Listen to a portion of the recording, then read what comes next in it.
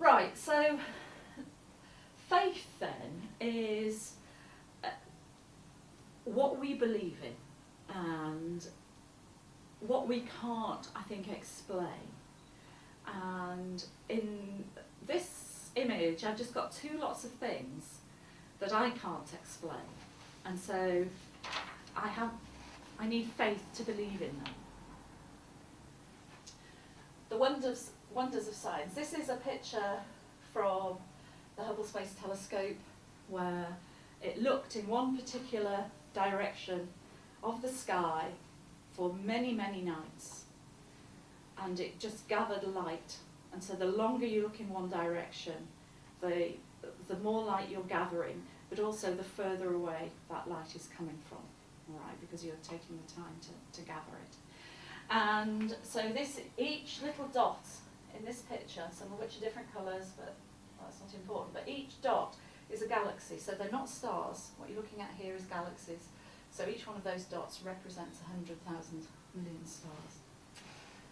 Where have they all come from? You know, why are some bigger than others? Why are some in different colours? How have they got there? These are hydrothermal vents. Have you ever heard of those? Do you know what they are? So they're at the bottom of the sea, the deep oceans, the deepest oceans. We didn't know about these until about 30 years ago.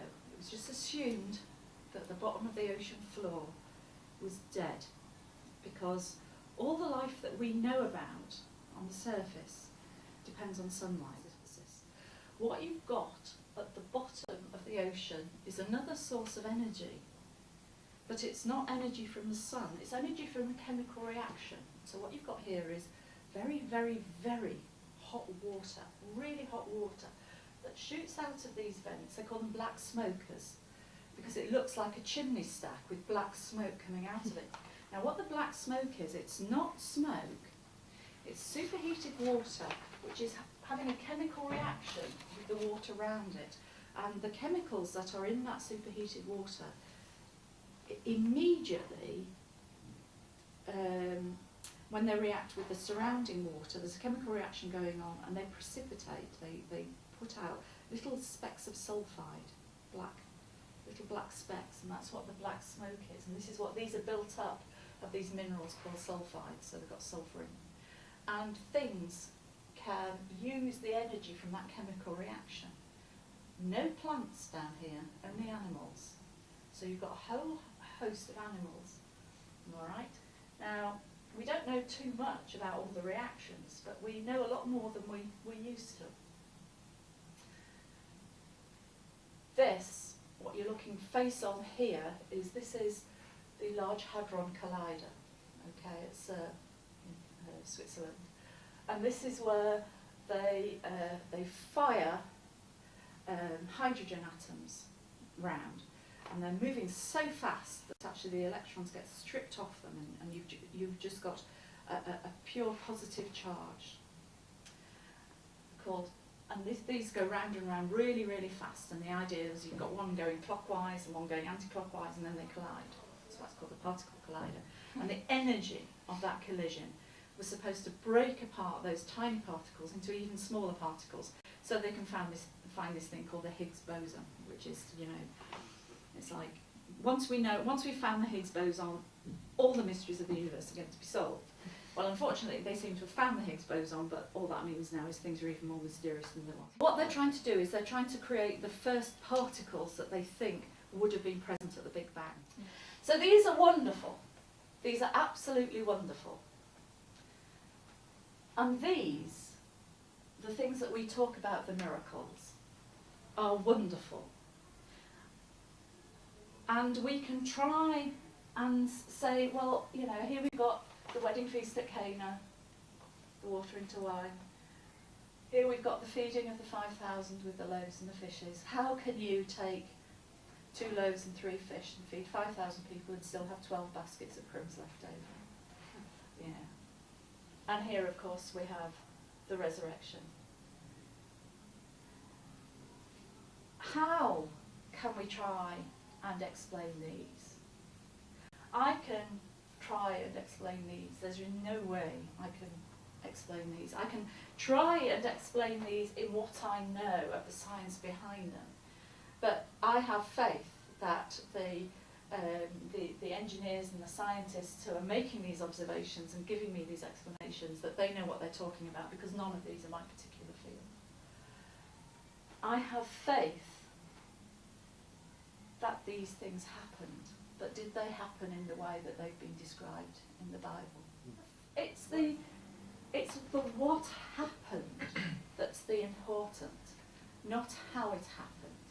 This was the first miracle, but did there need to be a miracle? But this was Jesus announcing, you know, this is the start of my public ministry. And so, you know, perhaps he didn't turn wine into water. It doesn't matter. This is when people started to get to know him. And this, we buried somebody. How can he possibly come back from the dead? Okay, Lazarus came back from the dead. Jairus' daughter came back from the dead. Were they dead, or were they just, you know, ill? This person was nailed to a cross and came back from the dead. How could he have done that? And that's something that we can't explain. I can't explain. You can't explain. Nobody can explain it. But we have the faith that we believe it. So we take these together. Science and religion. We have these ideas. And we use the evidence that we have in the case of science, but also the ideas we have to make pictures and to talk about the story. The difference is, with science, you can test things, but you can only go so far, all right? So I talked about the Big Bang and the expanding universe, but we don't know what went bang, and what made it bang, and why did it bang, and what's the universe expanding into. All right, so the origin of humanity. All right, what turned chemicals into biology? And when did an organism become conscious? Now, to me, that's the really interesting one. And the first question in the Catechism is, who made me? God made me. Why did God make me? God made me to know him, love him and serve him and be happy with him in this world and the next. I came from a school where we had to learn catechism. Off pat, and they're the only two questions I can remember. But after that, it talks to you about, you know, at some stage it says, God made us in his image and likeness. It had to go through 5 billion years of evolution to get to it. Are we going to evolve further? All right? And if there is life on other planets, does it have the same God? Biologists are trying to understand how life started, whether on the Earth or anywhere else. And we know a huge amount about how life got started. And it starts off with physics, so we've had the Big Bang. All the elements are made naturally. And then, so that's physics. And then you get the compounds, which is chemistry, water and carbon dioxide and ammonia and stuff like that. And they're made by reactions between atoms forming molecules which react with each other. And these are all natural. They're completely natural processes. They don't need any sort of life or intelligence or anything. They just happen. And some very famous chemical reactions were simulated in the 1950s when it made the building blocks of DNA. And so you can make all those naturally. And so if you can make the building blocks of the building blocks of DNA, you can eventually make DNA naturally. And this is how chemists think that life got going. And what you need, and I liken this to making a cake, you can have the ingredients there forever and they're never going to make a cake. You've got to bring them together. And so you have a mixing bowl. And that's not a full cake, you know, that's a raw cake mixture. So to actually turn it into a cake, to take it into the next stage, you put it in the oven. But you put it in the oven at the right temperature for the right length of time. So you've got to have the ingredients, you've got to bring them together, you've got to have a source of energy, which is the cooker, and it's got to be stable for the right time and not changing too much. And so that's what making a cake's like, and that's what making life is like. So we take the ingredients, which are these simple molecules, we bring them together, say in a pond, and the right energy's there where the molecules can come together. But then what you've actually got to do is you've got to separate them from the outside world.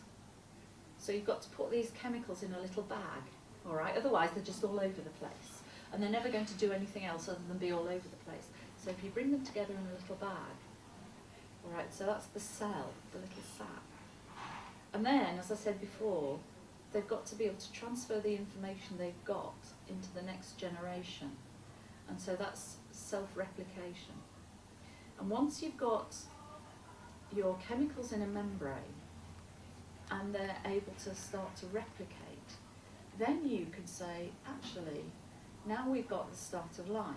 We've got something, we've got an entity which can replicate, pass information on, which is separate from the outside world. What's going to happen to it next? And that's when it can start to think, oh, not start to think, but it is then subject to external stimulus, and it's like, gosh, this water's a bit colder, I need to make a thicker membrane, or I need to do this. And eventually, you start to build a multicellular organism, gradually evolves. At what stage do you start to say, this is life, but this is conscious life? Where does the soul come in? Oh, I mean, what is the soul? And also, at what stage do you take your bag of chemicals, which is a bag of chemicals made by chemistry, and then suddenly call it alive and living, and therefore biology? Is it when it becomes conscious? And how can you assess the consciousness of an amoeba? I was just going to read from, this is the Youth Catechesis, and it says, it describes what the soul is. Oh, right. So I thought I'd just read it and see what you think. So it says, the soul is what makes every individual person a man or woman, his, her, spiritual life, principle, and inmost being. The soul causes the material body to be a living human body. Through the soul, they are a creature who can say, I, and stand before God as an irreplaceable individual. And then it goes on. So, I agree with that. I think it was quite recently that I had this real wake-up call that people are completely individual. And it really, really struck me quite hard. I mean, I'd always known it, but when it actually hits you that somebody is completely irreplaceable, there will never be anybody else that is Ellie, ever again, ever. And there hasn't ever been Ellie before. This is the only version. And that is so staggering. And what is it that makes her her, and what is it that makes us all so different? I mean, these are some of the deepest, most disturbing questions that we have, and it's not very encouraging, is it, to say, well, we're not going to know the answers until we're dead. But I fear that's what it's going to be. But I think it's important to talk these things through, because I think it gives you a greater understanding and appreciation of what it means to be a person of faith